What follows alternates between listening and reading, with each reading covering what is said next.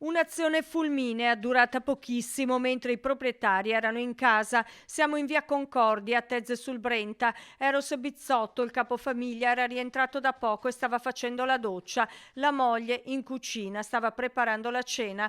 Non si sono accorti di nulla. I malviventi sono penetrati in camera da letto e hanno fatto razzia di oggetti preziosi. La moglie era in cucina e io ero in lavanderia a farmi la doccia, sono saliti da questo poggiolo, hanno saltato questo, sono entrati nel mio, là avevo la persiana abbassata e anche la porta chiusa, avevo staccato l'allarme perché eravamo dentro ma era proprio la prima volta, hanno sforzato la sala cinesca, sono entrati in camera e là hanno agito in affare penso di un minuto o due e mi hanno portato via, svaligiato l'oro e gli orologi. Nessun rumore, sono entrati, hanno messo a soqquadro la stanza e poi via, fuggiti in un attimo con il bottino, spariti nel buio della sera. I carabinieri sono arrivati poco dopo, ma dei banditi nessuna traccia.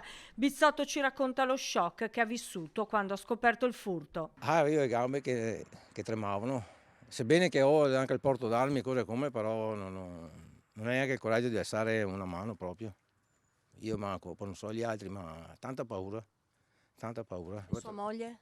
Mia moglie era tutta agitata, proprio stanotte abbiamo passato in bianco, fortunatamente non ci hanno neanche fatto del male a noi, perché dobbiamo pensare anche a quello, perché adesso hanno sempre il coltello in tasca. La paura c'è e il trauma resta. Fortunatamente non ci hanno fatto del male, continua a ripetere Bizzotto, e per fortuna non li ho scoperti mentre erano ancora dentro in camera. Sono molto preoccupati anche i vicini di casa. Adesso io ho l'app del 112, Where Are You, che secondo me è molto valida, però insomma cioè, se ti prendono all'improvviso, anche perché cioè, fa paura che ti tendino. I carabinieri venuti ieri sera, loro non fanno niente, hanno le mani legate, la magistratura deve cambiare questa legge qua.